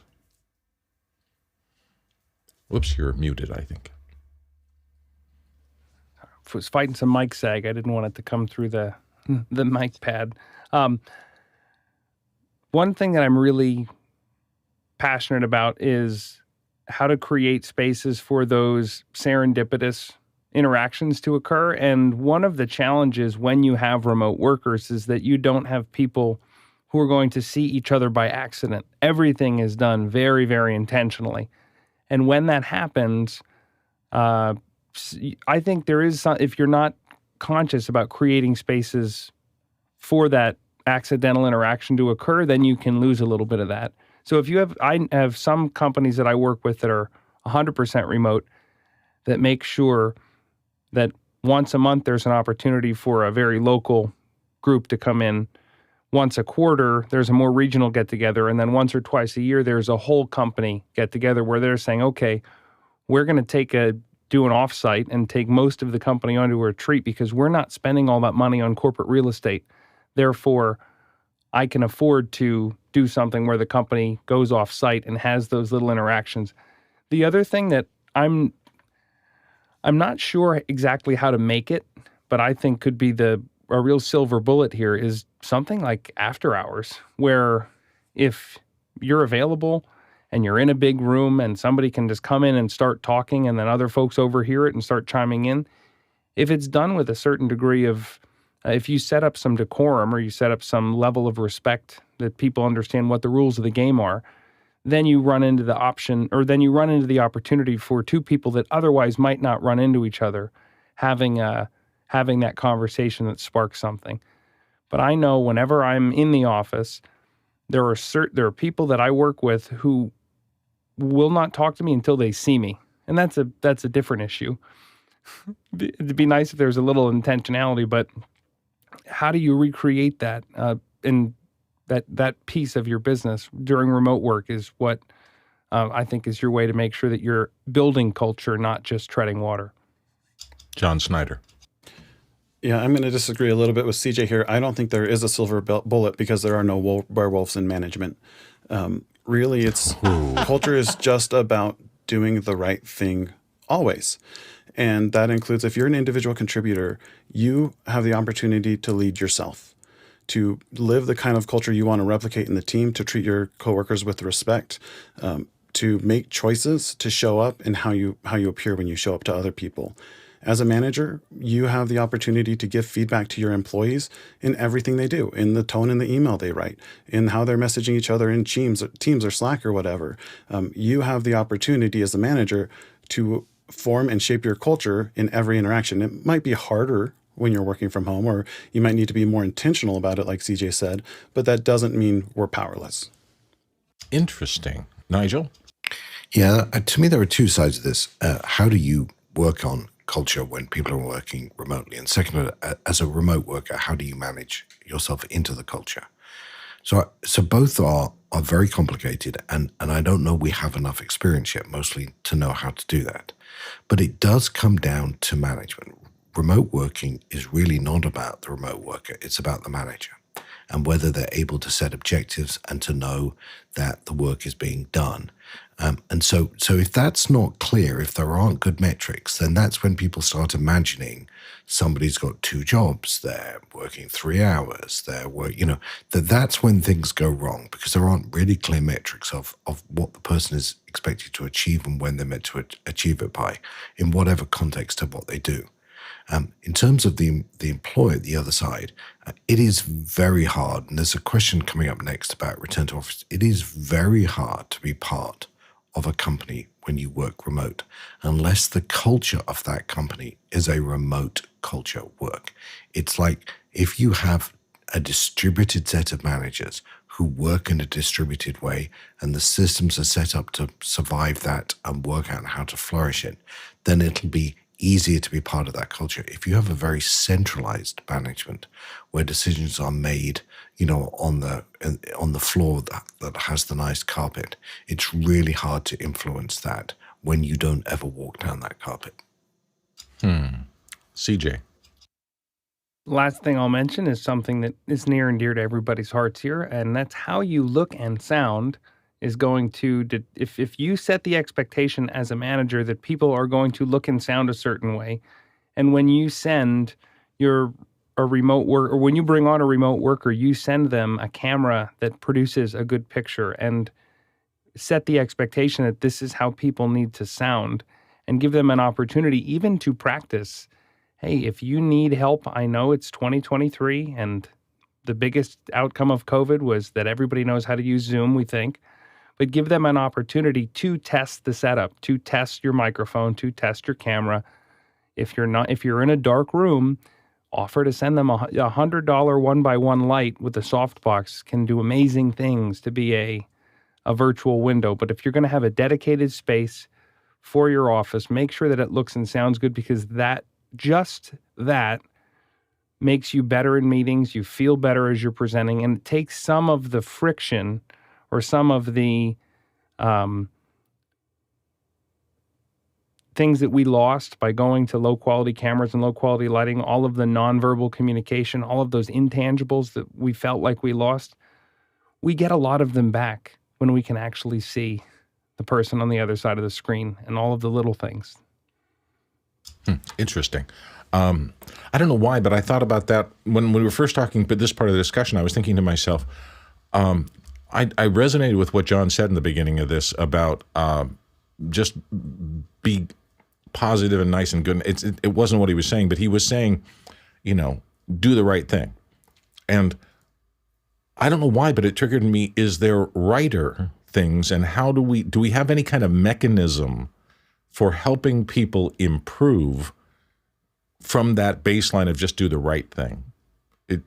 How do you determine, is there a sharper or better or more consistent or more effective way to arise out of that base level of do the right thing?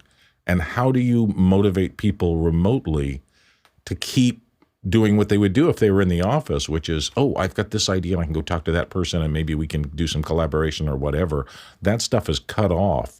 But that would be one of the strategies that I might have used in the office to try to improve what my team thought about my competence or whatever. It came into my mind. It's very ill-formed, as you can tell from me babbling about it, but it's just something to think about. How do you get people off of mediocre and up to the next level? And I see, John, you popped in there. Yeah, for me personally, if someone's generally doing the right thing, if there's a better way to do it, I typically will not give them instructive feedback on that unless they want to grow in that area of their career. If someone does good enough, sometimes that's good enough. And I don't have to nitpick every single thing, especially if they're doing something good. Yeah. Okay. That actually resonates for me too. Some people do want to just spend their career where they are and they're happy and it's fitting into their lives and they don't always want to climb the corporate ladder. That may be something that another person would think about. Somebody else just wants this to be the best experience that's consistent about what they're doing already. And good managers always understand multiple things like that. CJ? The other thing that you can do to keep inspiring people or motivating them towards doing the right thing and towards doing what's the right thing for them and for the business is to not only understand as a manager what are your goals, what are your 1, 3, 5-year plans in terms of the trajectory that you're trying to put your organization on, but also what are the 1, 3, 5-year trajectory plans that this individual has? What does that individual contributor, what does that employee see themselves being going down the road? And when you understand what is motivating or what is driving that employee, what are they working towards, you as a manager can start to mold your team so that where you want to go and where they want to go align. And now you can use those motivations to help drive them to say, this is how you're making the good decision, not the one that is just in self-interest. Nigel? Yeah, I want to build on what CJ just said, because I think it's very important that when you're with, particularly in a large organization, you have employees, having a conversation about them about where you want to be. Sometimes when I mentor people, I start with, where do you want to be when you retire? Which blows the top of their head off. But again, if you don't know what direction you're going, it doesn't matter which way you go. So at some point, you have to have a sense in your career about the destination. And then think of, I would encourage employees to think of their career like a video game, that at every level, you've got to pick up a set of skills and relationships and network and capabilities before you succeed at the next level, before you can get through the next level. And so having a talk about those, what are those things that in this job you can learn, experience, network, do all of those things before you get to the next job is an important way to work out not only what the right thing to do is, but what the best things to do are. Nice. Let's go to the next question. Josh Kaufman in Pittsburgh, Pennsylvania writes in, what types of principles are unique to a particular industry versus cultural principles universally valuable to every work environment? John, start us off. Most industries would consider things like integrity, performance, politeness, or service as generally good principles. Some industries would weigh them differently. For example, a sales organization would probably lean more on the performance side or the revenue side of things than the customer service team might. But there's also industries that are specific, like in rocket science, I'm imagining precision is a much more valuable trait and principle than it is in, retail. Yeah. You don't have to be precise about getting the ice cream cone perfect that you're selling to somebody across the counter at an ice cream shop, but rocket science, probably so. Nigel? Yeah, I thought that example was very good. But I think precision is obviously, something very important. I remember when we talked earlier about mean time between failure, there was the question of if you're building power supplies, then 99.99999% is very important because you don't want to kill 1 in every 1,000 clients. Whereas if you're doing ice cream, getting it exactly in the cone may not be as important. The reality is, I think there aren't industry-specific ones that are obvious. I think precision was a really good example.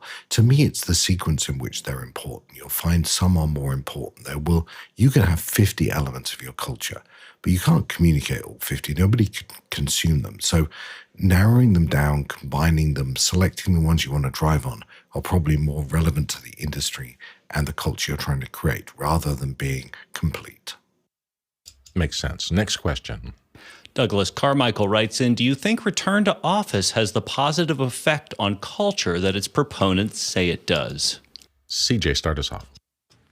Well, that's a tough one because depending on your industry and depending on how your company's set up, return to office can be really dramatic. And we've seen really, I should almost not say traumatic, but it's a big shift in how employees are working on a day-to-day basis. And we're seeing this with reports out of Silicon Valley or out of other tech companies where a company takes a hardline stance on return to office and some of their best and brightest say, no, that's okay.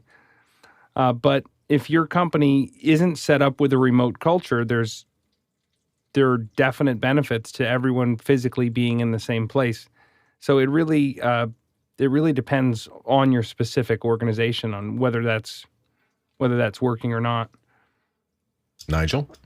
No is the answer to this question. I want to frame this slightly differently. Somebody mentioned earlier work-life balance. I don't believe there's any such thing as work-life balance. I think it's a myth created by HR departments to make people feel better. I think the only thing that exists is work-life choices. I think every decision you make is a choice, whether you want to spend more time with your family or more time with your career. These are choices. There's no such thing as balance. I think it's a myth. I would tell you working from home, if you have an option to work from home or work from the office, is a choice. You are making a choice. If you are early in your career, I believe unless the culture of that company is absolutely distributed, you will damage your ability to exceed.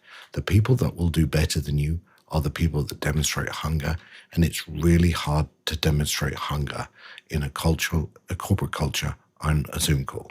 You have to be in the room. You have to be in the flow, as they say.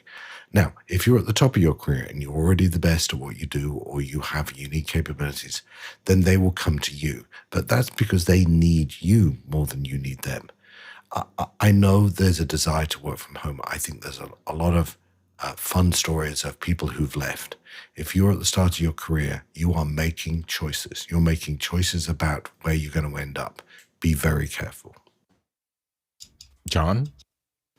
I would just add that one of the biggest factors as to what happens to the culture when people come back is what are especially the frontline managers doing. If you have supervisors or mid-level managers complaining about coming back to work, it's not going to help your culture at all. If you have people promoting it and demonstrating how returning to the office is impacting in a positive way, it might help the culture. It depends a lot on the people involved. I also wonder, and this is just me personally, if entropy, if the idea that corporate executives for decades have had one way to manage, and it was, you had all these management by wandering around and things like that were based on office topologies and things like that. I wonder if they just, it was only 2 or 3 years that we got this kind of disruption.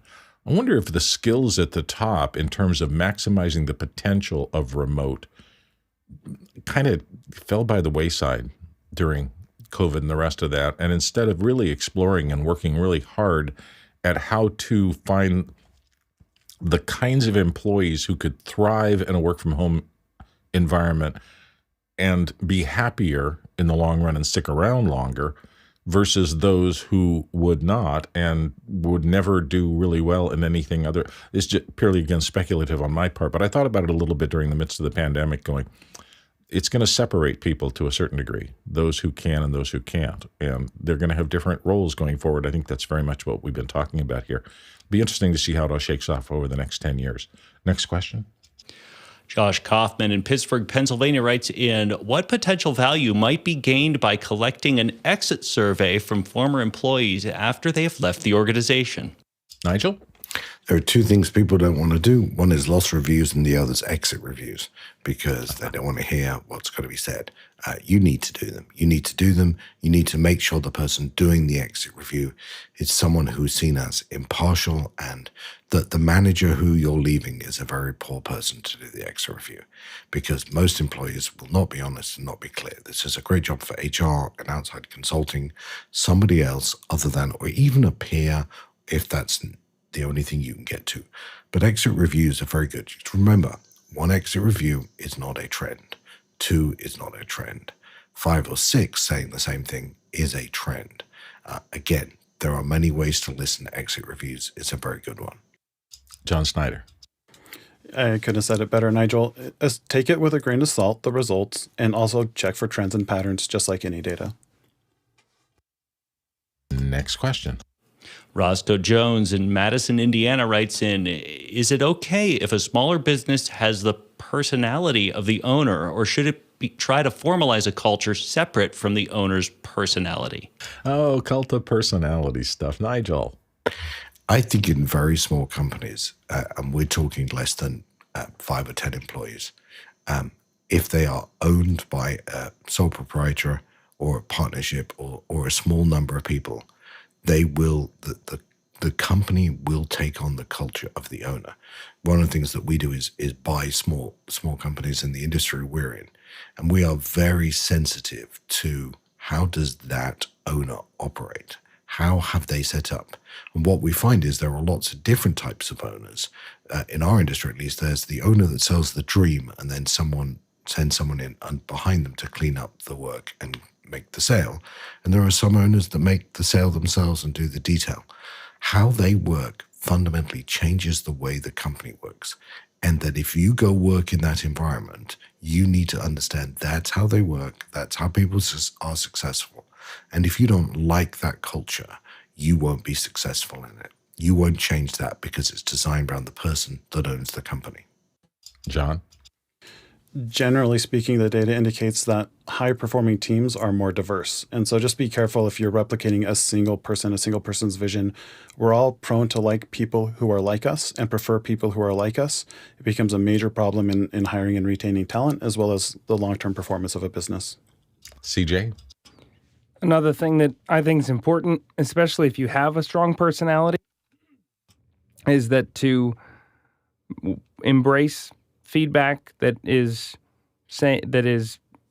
to the contrary of what your personality is. Somebody might have something to contribute, but also make sure that you're hiring people who are strong where you are not strong. As you build a team around you, you'll find that if you keep hiring a bunch of people that perfectly align with your personality or perfectly align with the owner's personality, you don't get a lot of that.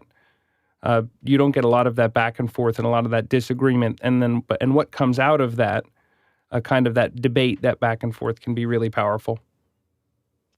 We have a last question real quick here. Adrian Watkins in Wellington, New Zealand writes in, how do you understand and manage indigenous cultural differences across geodiverse organizations? Jason, you want to take a swing at it? I think the first thing that you do is you recognize that you can't understand everything. And that is in many ways a really, really critical step. And, once you've recognized the gap, start to figure out how to fill it in. I'll let Nigel take it from here. Nigel? Very carefully is the answer. It's quite interesting. I used to send US managers to go do presentations in Europe, and almost every country in Europe responds differently in a meeting and what a meeting is for. And so I think it's very important that you learn to ask questions of the team. What will make this most effective? How will this work? Don't assume what works for you in terms of meetings and work style will work for them, and you won't know unless you ask.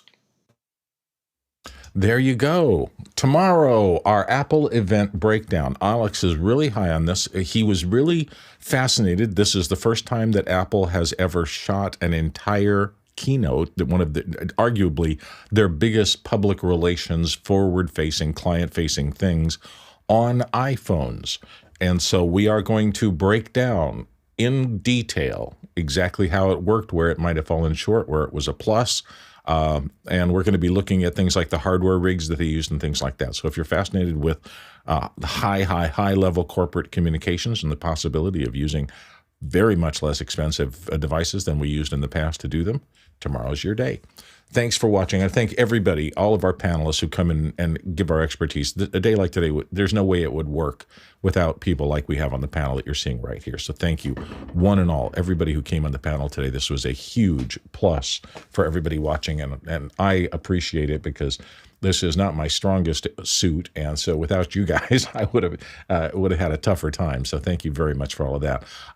The people who asked the questions, again, I was worried there a couple of times that we didn't have a ton of questions, but as always, you pulled it off magnificently. So thank you for all the questions that you asked, and to our fabulous back-end crew, the people who are pushing the buttons all around the world, tied together in this virtual web that we call Office Hours that assembles every day.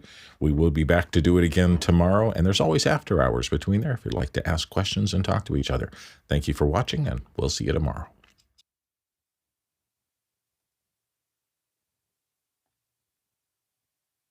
That was a great culture for scale. I got to go find a script to read that should have gone to James Earl Jones. Just because cold voice. I like this new octave, Bill. It's nice. Get the garbage can. Luke, I am your father. I got to figure out how to bring it back on demand now. CNN. That's right. Do all your sounders right now. Right, yeah. I wish I had 30 scripts waiting. I could go in and find the parts that needed a basso profundo wizard and just do them all at once. Thanks for being here, everybody. Thanks, Bill. Thanks, Jason. Thanks, Courtney. See you later. I'm Bye. off Good to to see you, hire CJ. some middle. Thanks. I'm off to fire some middle-level managers now. You have the skill Go set. fire a consultant. Well, you got to hire consultants. Then it's nobody's fault when it goes wrong. Well, yeah, exactly. That's right. The insurance policy. Thanks, Jason. See you.